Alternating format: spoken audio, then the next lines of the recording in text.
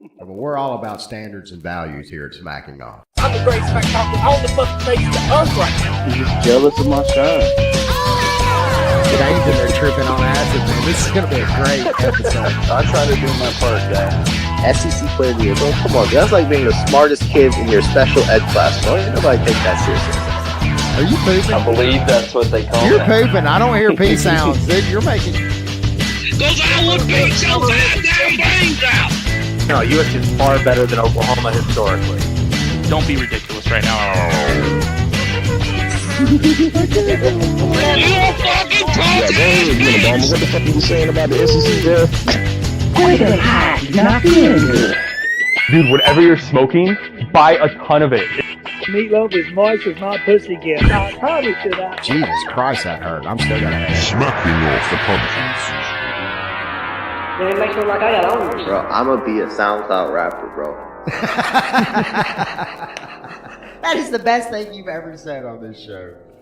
And welcome back to Smacking Off the podcast. I'm your host, Shannon Madden. I'm joined with Doug Phillips, my co-host and producer. Doug, how you doing tonight? I'm good. I'm excited about some football tomorrow. Yeah, we got a few games we're going to talk about. Of course, earlier in the week we had the discussion, our very first live discussion. Still have some kinks we're working out, but people don't need to hear sound on them fucking commercials. You can see everything that you need. You worked so hard to make sure that those commercials have sound, and by God, I feel like the people need to experience the full artistic vision that you have for the show. I think so. Yeah. So we're working on that, but here's our regular broadcast with all the cool little visuals and stuff that Doug. If it makes anybody feel any better, I was humming the shit to myself when there was no sound. Well, we could hear the sound, and I think that was probably what was most important. Cause, exactly. I mean, we got to make ourselves happy. Yeah, first. we do the show for our amusement. And worst case scenario is Jen's going to get pissed off. She's pissed off all the time anyway.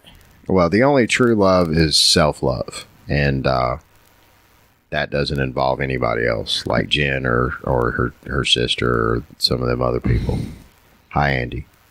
Okay, we're going to go ahead and kick this off first. We got a great conversation later on with one Miss Amy Welch, not Amy Sheffield Welch, who's been a regular contributor lately. This is OG Tittygate 2018 Amy Welch, live and in living color. She's repping LSU in the the upcoming tomorrow. Oh man, this is gonna be a big one. Tomorrow we've got the big LSU UGA game. Georgia goes down to Death Valley and is going to try their hand against a honest to God real team, offense and defense. LSU had a tough weekend last weekend. We're not going to go on that too much because I think that kind of spoke for itself. We kind of brush upon that loss a little bit against the Florida Gators, who appear to be an actual real contender. Suddenly, all the teams in the East are standing up and taking notice. And there's a lot of people that said that Florida was going to be good coming into this year, which is, certainly an improvement over what they have been in recent years, mediocre at best. But I don't think anybody expected this. It was a big win. I think Florida's getting back on track. Yeah. I really do regret, though, that Florida beat LSU because the LSU fans are so cute when they get full of spirit. Are they not? They are. And I was kind of looking forward to a fully inflated LSU team when Alabama travels down there to face the Tigers. And seeing all of that, just a glorious glow just completely just disintegrate in front of their eyes. I mean, there was a lot of spirit last week, and it's completely gone. Yeah. I've got one of my favorite LSU fans. I'm not going to mention her name. And she was very vocal last week, and she's been tagging me, you, and a lot of people for a while, and she is gone. I actually asked her to come on tonight. She read the comment. She read the message, and she never responded. Do you need to just let's go ahead and call her out? Shannon Russell. It's it's pretty bad. Look, again, it's tough when you go into the season with pretty high expectations, and then those expectations suddenly get met, and that the ego gets so big. We see this with Auburn fans a lot. And suddenly all that talk about, now, maybe is this guy going to work out, or, and is Coach O really the guy? Suddenly all of that talk goes, oh, we finally got our guy. This guy's bringing us back to prominence, and then Florida Gators. Yep. Florida Gators up that ass. So, I have not been very high on Coach O on the show. I've been very vocal about that. And, yeah, he's kind of got me a little bit of a tizzy, too, because I want to say that last week I kind of rescinded some of my criticisms, and now I'm going to go ahead and turn that volume right back up. Coach O is definitely not going to be the Messiah. You can look at his past transgressions when he coached over at Ole Miss, and which Ole Miss was in rough shape anyways when he took them over, but he did them no favors one bit whatsoever. And then kind of became known as a go-to guy when your program is experiencing some turmoil in the front office. Just throw him in for a few games, and he's going to win a couple of them, 3 or 4. A couple of them that they probably shouldn't win. He's very fiery, and he's a good motivator. He really is. He's got those kids fired up down there, and you can win a few football games on emotion, but when you face... He's so emotional when he talks. You can't understand anything he's saying, but you can feel the emotion. Yeah, I almost started crying. It's kind of like watching old Hitler films. Yeah. Yeah, you don't understand a word he's saying, and it's like, but and you know what he's saying is bad, and you shouldn't agree with it. But man, he's really saying it pretty fucking good. Absolutely, he believes it. You get a little pumped up, and you figure if he believed it, if I was there, and I wasn't watching this on film, and he was right in front of me, maybe I'm a Nazi. And look, that's how you can stay relevant in your league, even a league as tough as the SEC is, but. That's not going to win you the Natty. That's not going to get you hardware. That's, only one of the components that a national championship team, has to display. Yep. All right. Stay tuned. Are you irritated with something we said on the podcast? Well then fuck you. Call the Smack line and tell us all about it at 304-508-BAIT. Don't be a pussy fuck boy. Call the Smack line today. Messages left on our Smack line will be used at the end of Smacking Off the podcast episodes. Non più tra I farfalloni amoroso, notte e giorno di torno girano, delle belle turbando al riposo, Narcisetto d'amor, delle belle turbando al riposo, Narcisetto d'amor. Welcome college football fans to another weekly installment of Congratulations, you lost. And your team sucks donkey balls with Timothy Ray Bailey. This week we examine Gus Malzahn, Mike Stoops, David Shaw, and Willie Taggart. Willie Taggart has Miami down 20, and this is a young Miami team still, who's had issues in the fourth quarter and other games. They already got their ass handed to them by LSU, and they haven't exactly looked that great since. And they have a redshirt freshman quarterback, N'Kosi Perry, playing, who hasn't shown to be much more than a game manager thus far. And you know how they lost this game, Doug? You talking about Florida State? Well, yeah, they gave up a lot of points in the fourth quarter. Well, here's how they gave up those points. There were 2 scoring drives that were for touchdowns for Miami in the second half. Or there were 3, but I'm going to give you what 2 of those scoring drives look like. Okay. 2 plays, 30 yards touchdown. 3 plays, 17 yards touchdown. What does that tell you? The turnover chain came out. Right. So that means that basically Florida State shit the bed in a choking manner. It's not like they got beat by a team who just suddenly, because they were better, eventually rode them out. I could kind of accept a loss like that. But at the same time, do you feel like it still may have been the best that Florida State has looked this year? I definitely think there's a lot to look forward to if you're a Florida State fan. Yeah, I agree.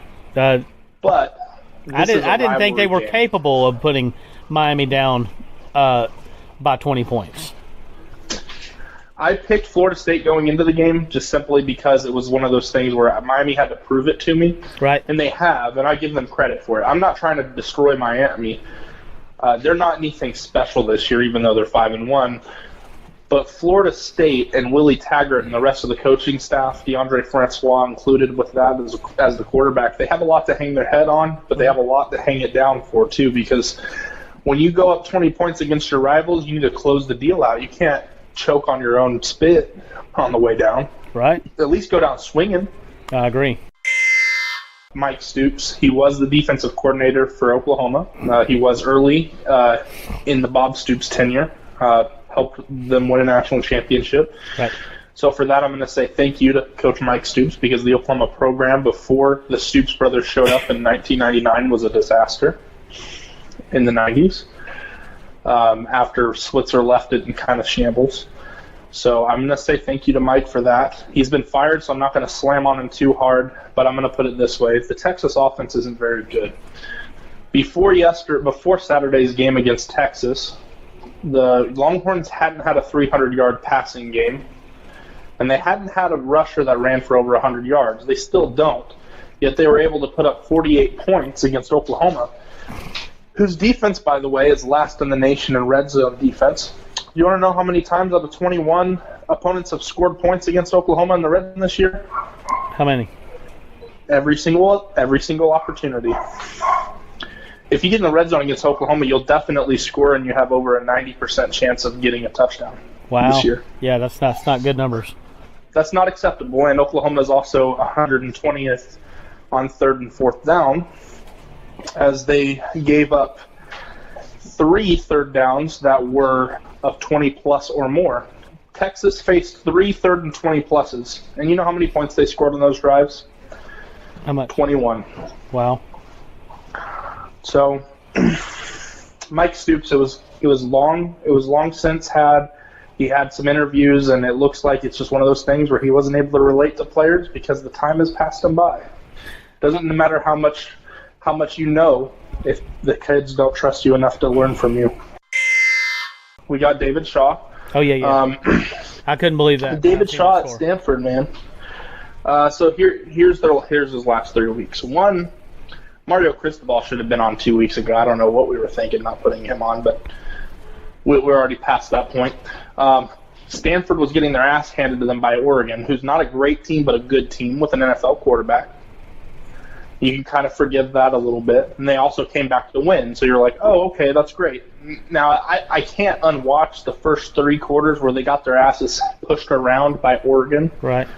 It happened. I saw it. I knew that it would be a problem for them. And then they played Notre Dame, who is probably one of the best 3 teams in college football right now. And they got steamrolled in South Bend, also something that you can semi-accept because Notre Dame's very good.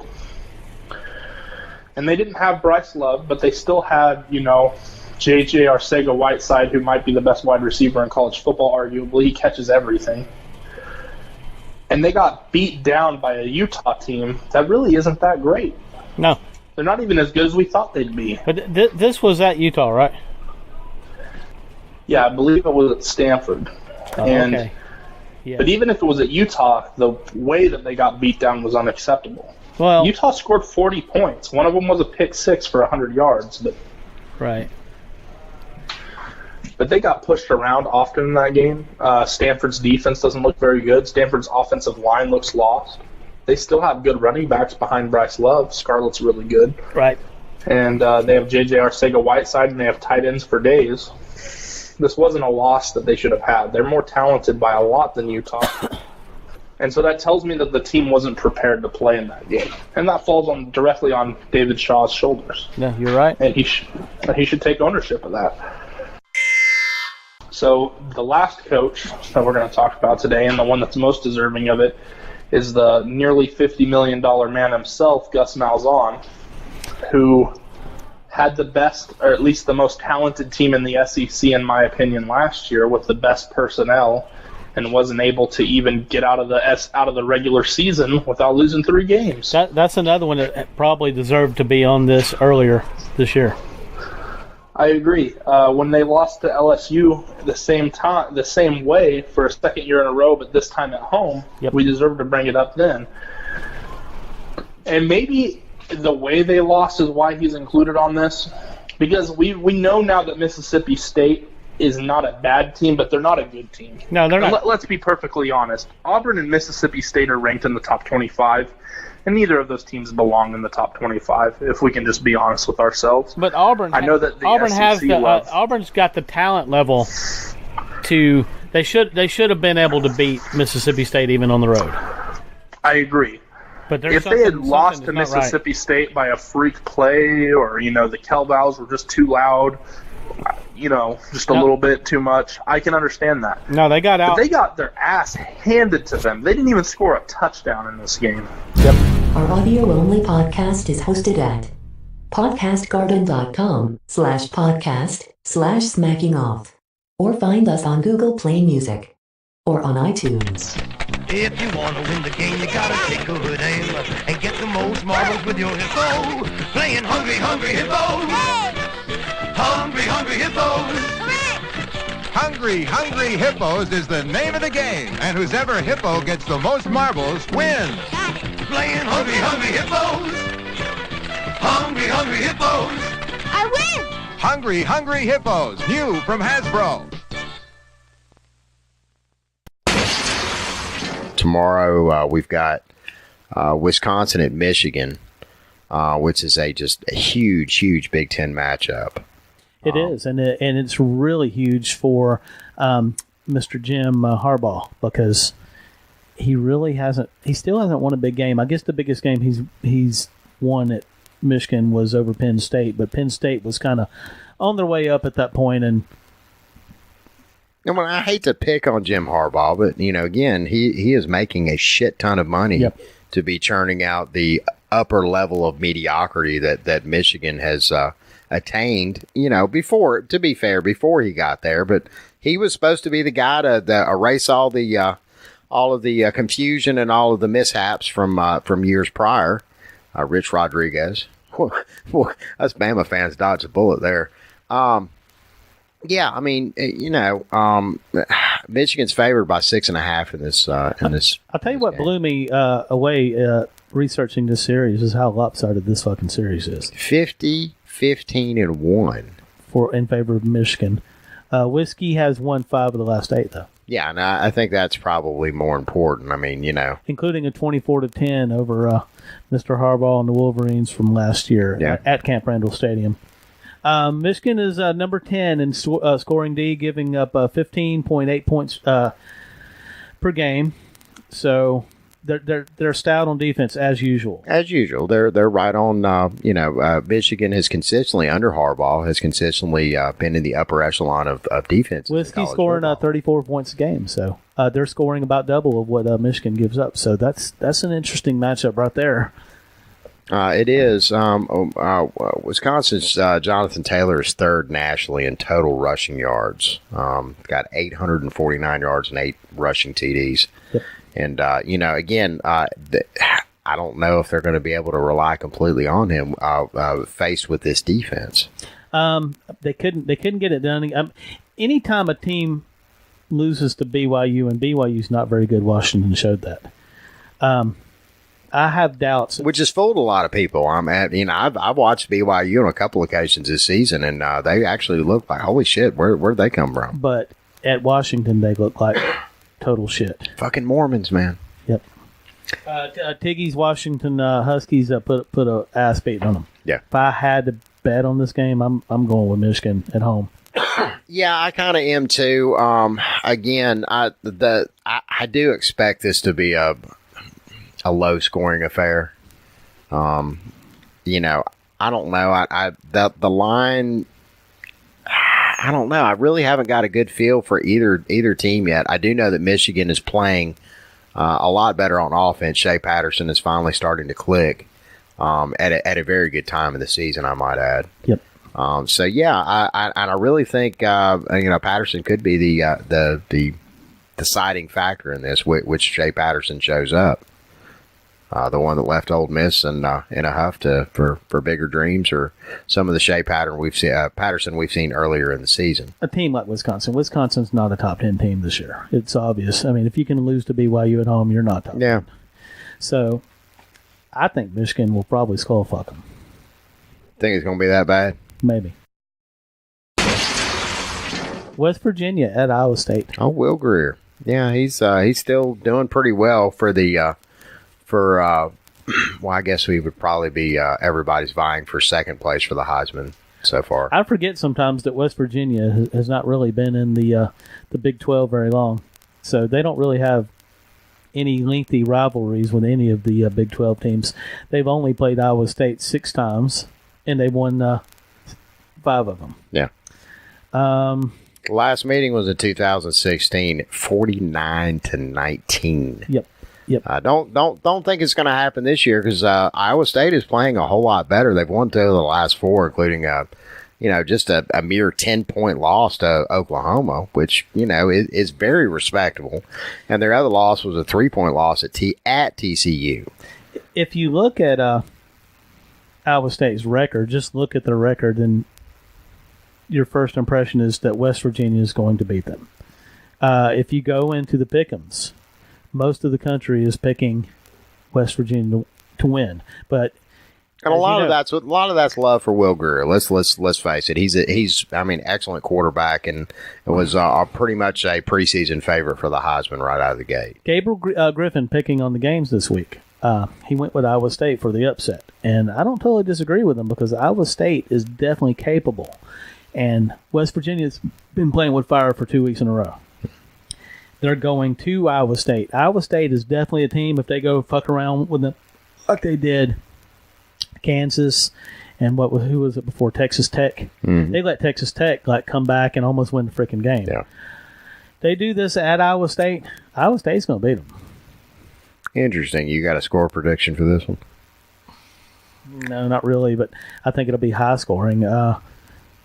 38-35. Me personally, I don't know. I want to say that West Virginia pulls away. Greer. I hope they do. Greer continues to show up, show folks why he is a favorite to, at least show up in New York, because I think we're all pretty well decided on who's going to win the Heisman. I think they're in a downward trend right now. They just haven't played the right team, and Iowa State's definitely the right team. If they go and fool around like they have the last 2 weeks, they go down. Yeah, but Iowa State had a looked very impressive last week against Okie State, and the score was a lot closer than that game really indicated. But I want to make it clear, Jack Can, I'm definitely pulling for your Mountaineers. I like Jack. Who don't like Jack? Jack's a sweet fella. The only person who don't like Jack is Jen Chavez. She don't like anybody. Jen, there's some problems there. I can't quite put my finger in it, but there's definitely some problems there. You get the fuck out of here. Yeah, but personally though, I really think that West Virginia is going to surprise some folks, and I expect a comfortable win on this one. I think West Virginia probably is in the 30s, and Iowa State may eke out 17 or so. I really do. I think it's going to be a surprise. Washington going to Oregon. This is a quarterback matchup. Yeah. Browning, he's looked really good, but Herbert actually has better Browning's numbers. Look good, but I mean, again, that was another name that was, a possible contender for the Heisman this year, and I don't know, he just really hadn't put up those numbers yet. I like the fact that Herbert has thrown 15 touchdowns to his 5 INTs, whereas Browning is not quite as impressive with 9 touchdowns to his 5 INTs. Yeah. That should give Herbert the higher pass efficiency rating. And I think that's an important stat. A lot of people don't really pay attention to pass efficiency. And Washington does have a pretty decent defense too. So, on paper, the line on this is field goal or so.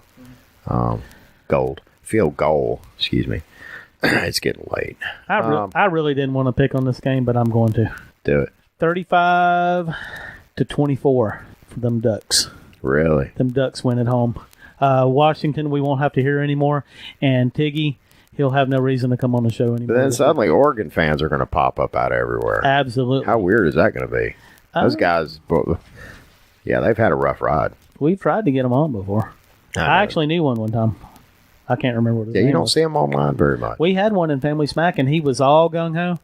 And he was like, let me hit you up in a few weeks, and I haven't heard from him. It was Justin Pike, wasn't it? Could have been. Yeah. On this one, me, myself, and I. I'm kind of agreeing with you. I've actually watched a little bit of both Washington and Oregon this year, and Oregon is playing some very physical football on both sides of the ball. This is at home, going to be a very loud, boisterous crowd.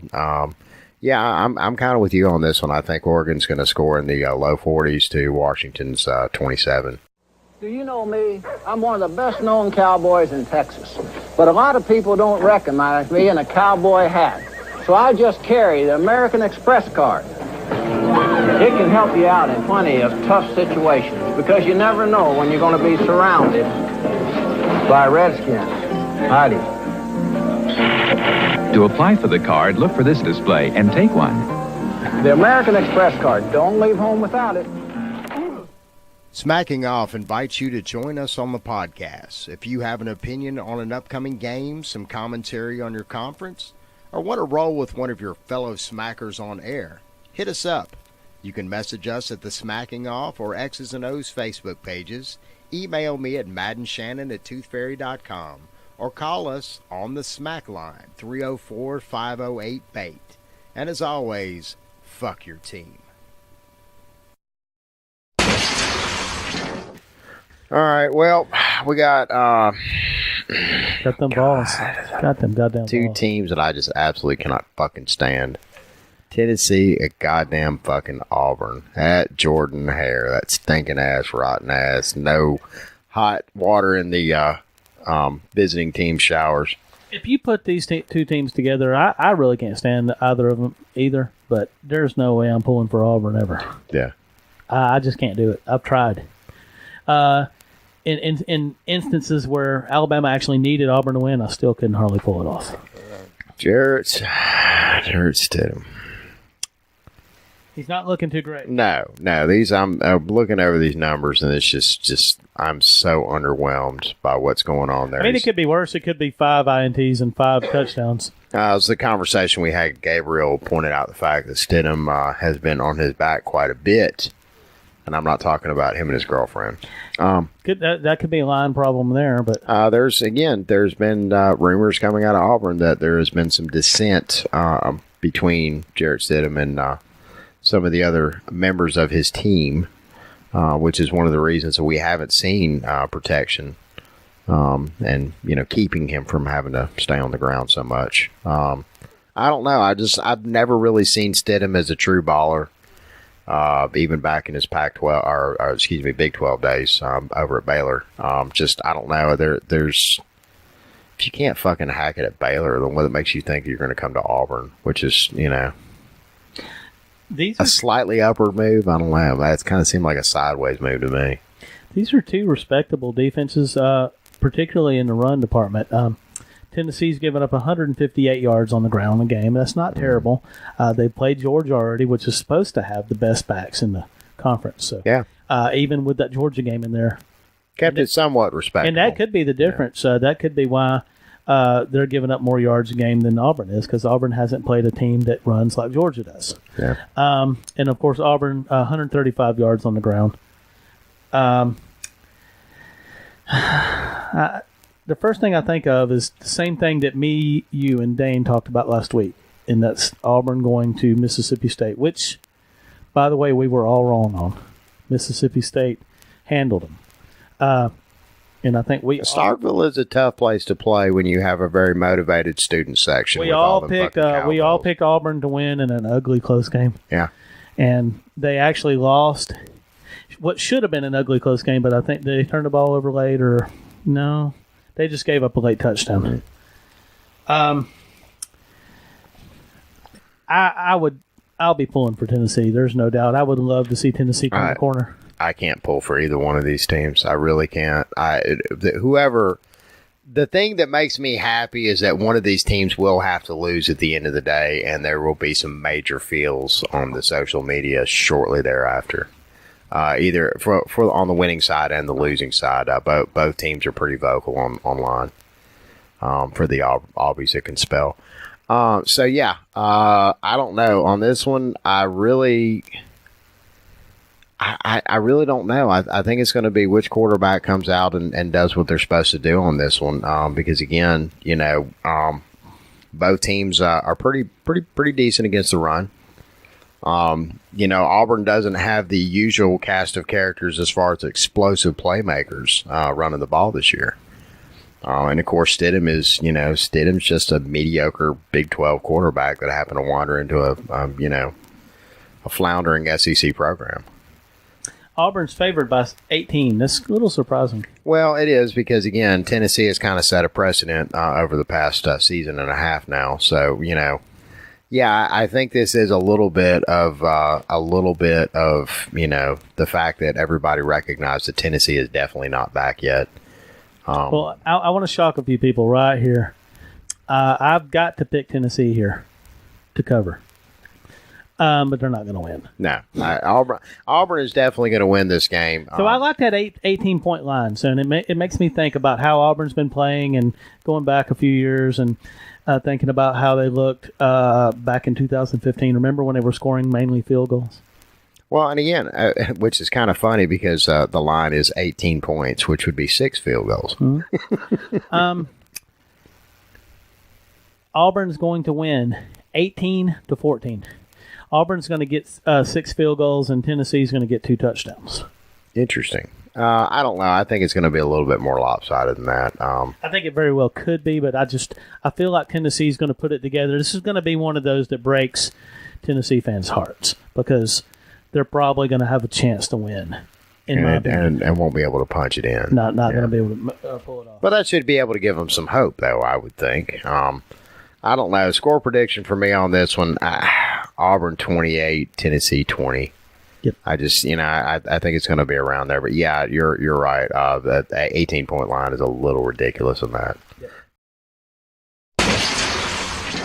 All right, game of the week. UGA at LSU. Georgia is favored by 7 at this one. On the road. In Death Valley. Yep. Not a night game. Not a night game, which is rather important. I like this stat. In the last 8 meetings, these teams are dead even. Yep. Both have 4-4. Don't play every year. They just kind of play on a round robin, and I think those 8 meetings probably go back to 2003, somewhere in there. Yeah. But LSU has a 2-1 edge in the last 3. Interesting. Yep. And that's going to be, I'm pretty sure that's going to be Miles as the head coach on both of those. Really, when you look at the passing efficiency between Fromm and Burrow, it's not even close. It's not close. Burrow's not the guy that everybody thought he was early. Everybody was like, oh my God, LSU finally has a quarterback. No, they don't. It looks a lot like the Miles quarterbacks, in my opinion. Yeah. And that's what's going to get them beat in a lot of games. Having said that, I think LSU's got a shot in this game. Yeah. Because they're playing in Taggart Stadium and because Fromm, even though he's a high efficiency guy in passing efficiency, he doesn't throw the long ball very well. He did against Vanderbilt last week, but against good defenses, he typically doesn't. Against Vanderbilt. LSU may force him into some turnovers because Georgia is very used to being able to run. If they can't run, that's going to change Fromm's demeanor completely. Mm-hmm. I mean, he's going to have to make it happen. Remember that guy we were talking about at the beginning of this conversation, Kevin Steele? Mm-hmm. There is a lot of that going on in LSU's defense as well, as far as being able to stop the run. Again, there have been instances where there have been holes poked in it, but I don't know. I don't really feel like we know who Georgia is yet this season. They've had a couple of lethargic wins as the season's drug on. Of course, I don't know. LSU's looked very good until that loss last weekend. So I don't know. I don't know. There's a lot of questions are going to be answered in this game about both programs, about where they're at right now. All right, to make the long story short, I've got to go with Georgia in this game in a close win, something like 24-20. Yeah, I would just about mirror you on that one. I think that actually the score is going to be a little bit lower than that. I think it's going to be one of those 17-14 crazy. Yeah, we're seeing those scores again pop up. Yeah. It's like the 80s all over again.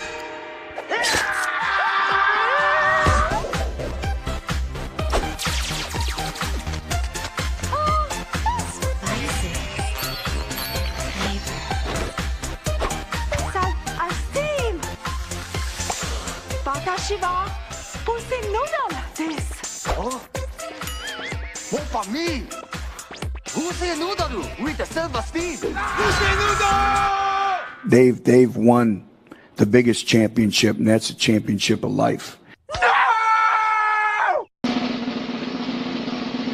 Each week, Smacking Off presents our Life Championship Top 10. This week's Life 10 is brought to you by Bad Month Tires. You don't have the slag for Goodyear, so why not aim for the middle? Bad Month Tires, the most economical tire money can buy. Also brought to you by Doyle Hargrave Construction. Stay out of my goddamn face, you fucking buzzard. Also brought to you by Dapper Dan Pollinade. Well, I don't want fuck, goddammit. I'm a Dapper Dan man. And now, this week's Life Championship Top 10. Number 10, the Vartech Humpies. Number 9, the Wisconsin Badgers. Number 8, the Florida State Seminoles. Number 7, the Stanford Cardinal. Number 6, the Kentucky Wildcats. Number 5, the LSU Tigers. Number 4, falling from the top spot last week, the Michigan Wolverines. Number 3, the Penn State Nittany Lions. Number 2, the Auburn Tigers. And making their Life 10 debut for 2018, top numero de Puro Uno for Week 6, the Oklahoma Sooners.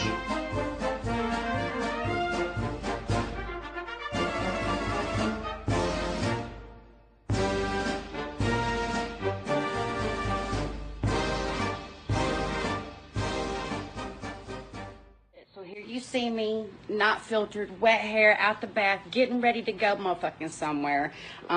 You can stay on Facebook and play around, because when I get off here, I'm out this motherfucker. You can clearly see my tits are real, okay? They're real, honey. They're real. Please welcome Amy Welch Cam Perdue to Smacking Off the podcast. Hello.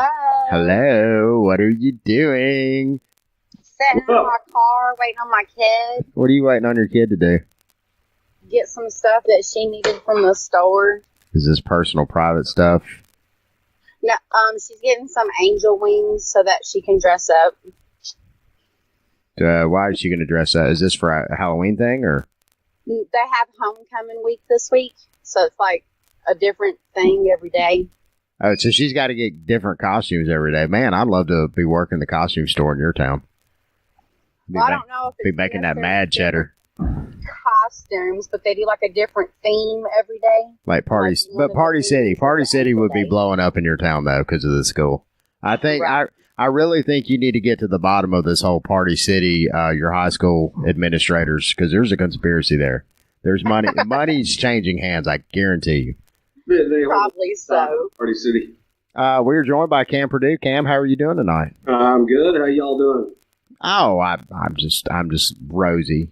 We did our first live broadcast, and there were some difficulties. There were some slight difficulties, some things we didn't consider.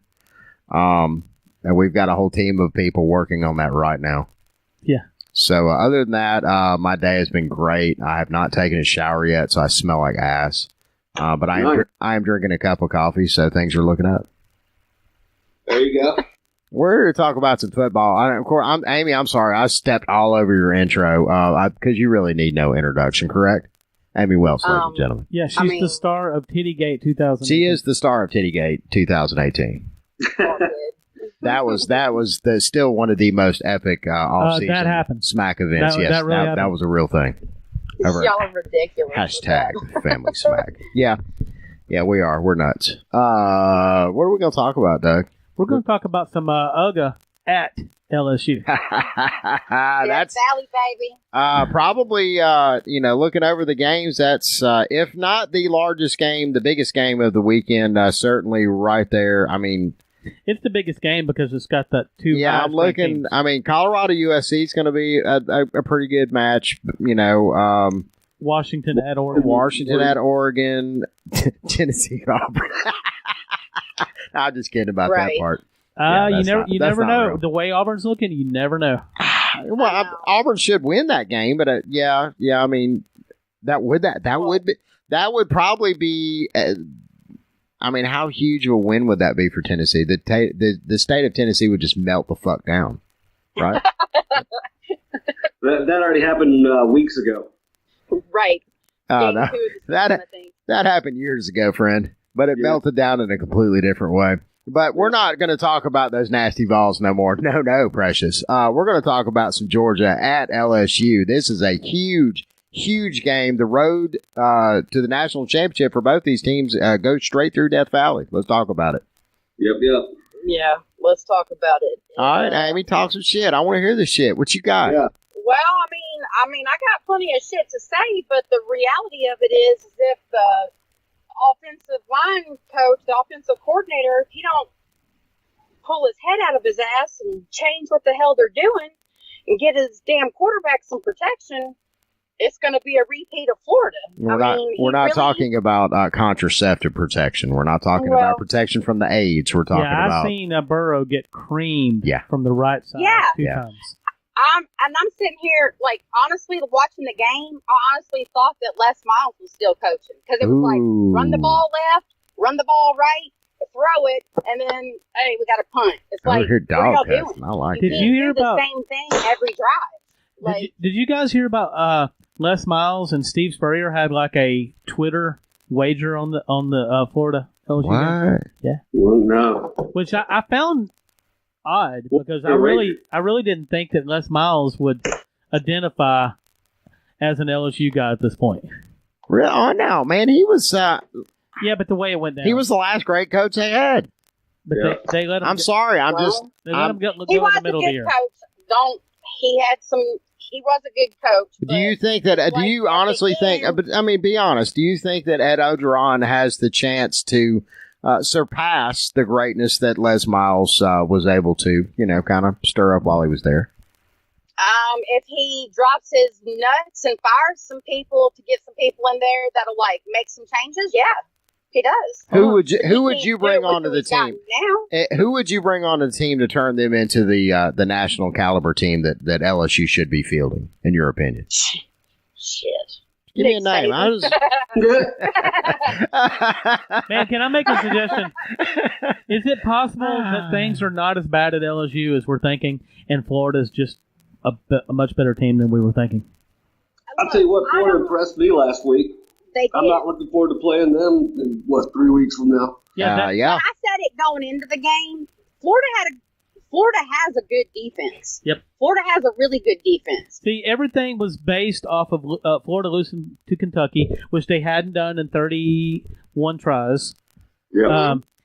And that was a big deal, and everybody thought, Florida can't be good this year because they lost to Kentucky, but it turns out Kentucky's pretty damn good. Yeah, this is a really good Kentucky team. And Florida was in the game. Florida had a shot right up until they turned the ball over right at the end. Well, I couldn't tell if Florida's offense was that good or, LSU's defense was just that good. Right. Yeah, that's a fair assessment. I think for LSU offensively, against Florida, they probably should have put 2 tight ends in and gave their quarterback some more protection is what they should have done. Because every time he turned around, he didn't have anything. He couldn't do anything. If I ask you something, Amy, will you be honest? Amy, were you upset before LSU went down to Florida? Did you feel like everything was going good, or were you concerned about some stuff? I didn't think that it was going to be a blowout game or anything like that, but I did think that LSU was going to win. I thought it was going to be a good game, and it was a good game. I will say this. I was going to go watch the game somewhere, and last minute I was like, man, I'm not going to watch the game anywhere. I'm going to stay at home. A little storm came through down here, and it was raining and stuff. And a minute and 20 seconds to the end of the game, I lost signal, and I couldn't see anything. And then all of a sudden, my TV comes back on, and Florida scored again. I was cussing and raising hell in my house. I was jumping on my couch like Tom Cruise. Like I was a hot mess in my living room. That's why you should have went somewhere else to watch this game, because, if you're going to destroy something, you need to be at somebody else's house to do it. I'm just saying. Oh, I didn't didn't destroy anything, but I was yelling. And you call yourself a fan? What? You didn't break the TV over that shit? Come on now. Hell no! I got a. 'Cause that was LSU championship season right there, snatched from the jaws of. It's not completely over. Well, no, but I mean, there's a lot of really, really, really, really big stuff that's going to have to happen for LSU in order to maintain that. That was going to happen anyway, though. Yeah. If they're going to win it all, they're going to have to. They're going to have to beat the Tide. They're going to have to beat Tide. And they're going to have to beat Georgia. Let's talk about that game right now. Cam Perdue, come on, let's hear about it. Well, look, on paper, we've already won this game. Total offense, total pass offense, total defense. But again, I think the level of competition that we've played so far is kind of misleading. I think LSU's played a tougher schedule thus far, and I think we've got a tougher schedule in our second half. I think really this is the first game where we're really going to see what Georgia's got. And I'm really looking forward to it. But another wild component, Jake Fromm's never played in an environment like Death Valley. Yeah, we went up to oh, wait a minute. Now, what the fuck was the national championship game? Hello? Well, that ain't nothing like Death Valley. It's a little different. Going to LSU. What? No, LSU. Look. I'm not taking anything away from Death Valley, but the environment at the national championship game that was won in the last few moments of the game. I mean, come on now. I can't think of a bigger stage than that. Ain't nothing like it. I don't care what you say. I just think that going into a hostile environment like that, where you am I crazy here? What? Well, the fans were more evenly divided. Correct. At Taggart Stadium, it's not going to be that way. I think that's a much more intimidating environment for a quarterback to be in, especially a kid as young as he is. But again, though, he's got some. The point I'm trying to make is he's got some seasoning on him. It's not like he's suddenly played a couple podunk games, homecoming type teams, and then suddenly he's going to be thrust in the national spotlight. I mean, I can't think of a harsher spotlight than when he was on, particularly the second half of last year's this year's national championship game. Thank God for Fromm, it's not going to be a night game.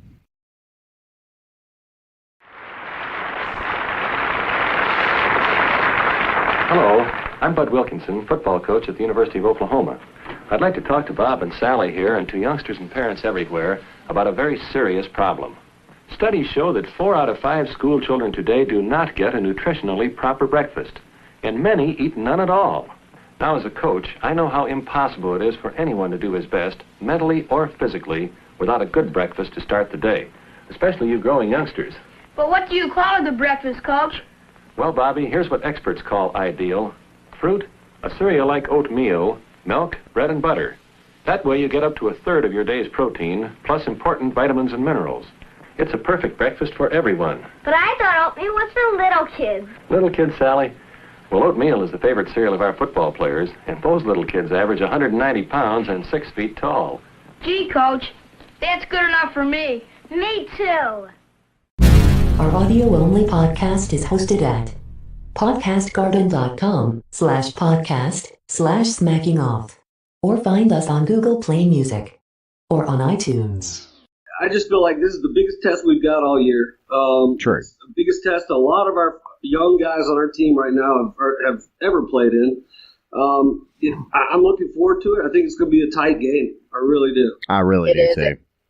I agree. It's going to be a really good game. A really good game. And Georgia, the line on this one is Georgia by 7. I don't see that. I really don't. I think the line should be like 3 or 4. I don't either. But Amy, if I'm you, I'm really happy about that line because that's going to really fire your guys up. I agree. To get disrespected like that because I think coming off the loss from Florida, maybe those guys were in their head and maybe they were like overly cocky about the game or something, and maybe they didn't take it as serious as what they should. And hopefully, Coach O put some fire underneath them, and when they was in the I will say this. You can say what you want, but I understand that, man. Did you understand what I just said? I did. I think Georgia's going to have a harder time running on LSU than they've had all year. Yep. And that right there is going to put extra pressure on Fromm to make some stuff happen. I'm hoping that they open up the book for JF1 I'm ready to see them open up the book for Fields, and I think if we get into that predicament where we're not running the ball, they're going to put Fields in and mix it up a bit. I don't know. Our pass protection is good. Our pass protection is real good, I feel like. So, But Justin Fields does it up with his legs. So that's what I'm saying. It's a whole new dynamic that Fromm just doesn't have. So I think if we get into a jam, you're going to see them. Everybody wants to pull a Tua, don't they? Everybody wants to be Tua. I want to be When Tua. I say pull a Tua, because you got Fromm who You basically just start floating in the air, and you hover 7 feet above all of your defenders, and you just kind of just gently toss it, and it goes straight into the arms of your receiver. That sounds like some Tebow shit there. No, this is some sick shit right here. And right out of the gate, we know for a fact that LSU is going to have to face Alabama.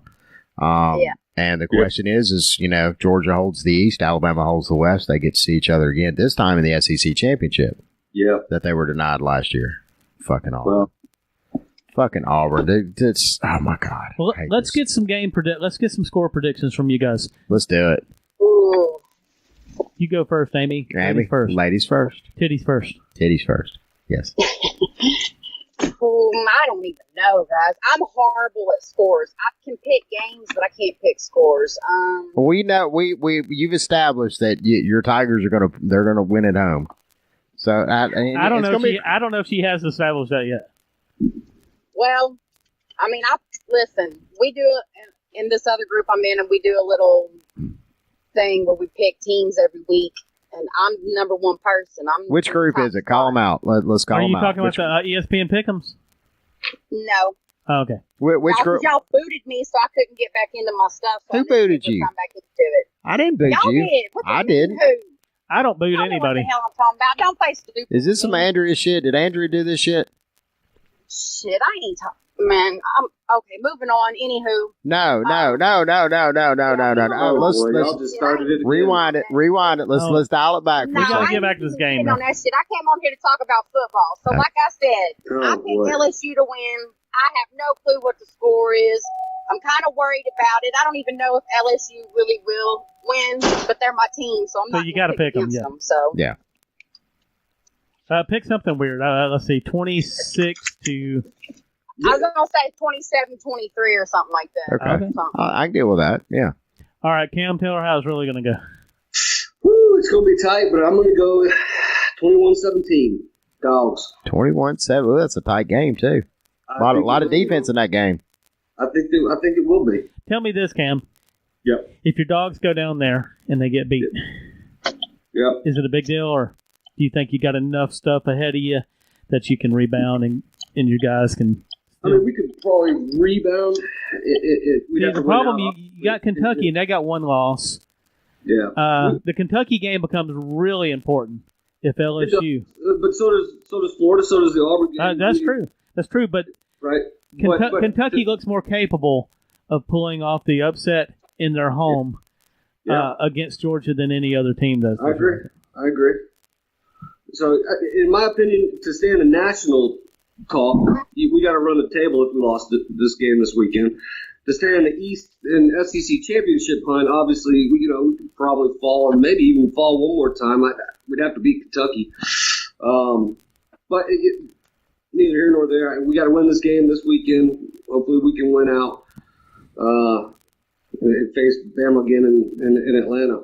If we did face Bama again and we had the opportunity to get that revenge, I just want to be able to be in playoff hunt, and not just talking about a good bowl game. So. Yeah, it's definitely the SEC championships. The winner of the SEC championship, provided that they have one loss or less, is that? I mean, they're definitely going to be in, no doubt about it. Would still get in? No. I'm going to tell you right now, and I'm going to go ahead and make a very bold prediction right out of the gate. What you saw last year with the SEC fielding two teams in the playoff will not happen this year. I agree. It will not happen. I agree with you too. Particularly when you start seeing the drop off from the other teams that have already now experienced one loss that were projected as playoff favorites. Yeah, and Notre Dame is shocking the shit out of everybody. If Notre Dame keeps balling the way that they are, they'll be in there, and that's I picked them, you know that, right? Very. There's 5 conferences, and you have the independent gets in there. Well, you know, odds start dropping dramatically, and there's definitely going to be some conferences left out. Pac-12, I'm looking directly at you, and possibly the Big 12 if Oklahoma doesn't hold the line. All right. Yep. Before we go, Amy. Yes. If LSU wins this game, then y'all have a really big date with Alabama, and if you could pull that game off, you're going to the championship game. Absolutely. I mean, that's one of those that playoff committee sits straight up in their chair for a win over. I mean, I am going ahead and penciling in wins over. Who else do they got? They've got A&M left. They've got A&M's balling right now. Arkansas. Yeah. That ain't nothing to worry about. No, that's their JUCO team this year. We're still a little upset that they scored so many on us, but Mississippi State, I'll be at that game. Ole Miss has already happened. Yeah. You got State. You've got A&M. LSU better beat Mississippi State. I'm just saying. They better. If all goes as planned, then it really comes down to the Alabama game. So that's going to be one of those that can make or break LSU's year. Yep. All right, guys. Great segment. Right. Great segment. Informative. Guys, it's so wonderful to have y'all. And Amy, I'm going to personally add you back into Family Smack. I'm already back in. Oh, well, never mind. Kyle then. Pinkard added me in. Kyle Pinkard.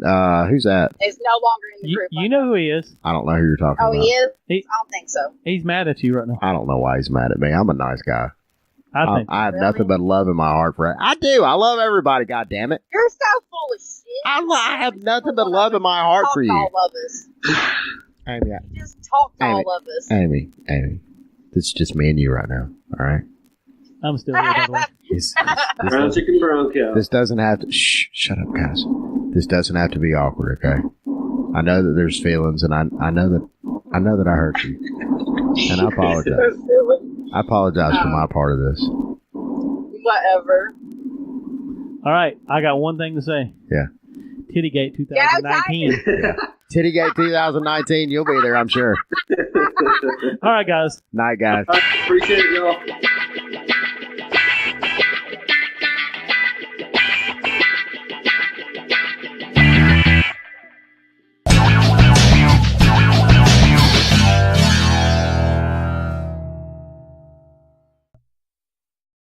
Find Smacking Off the podcast on YouTube, at Podcast Garden, Google Play Music, and iTunes. Make sure to check out the 9 p.m. Eastern, Tuesday and Friday Facebook Live episodes at #FamilySmack.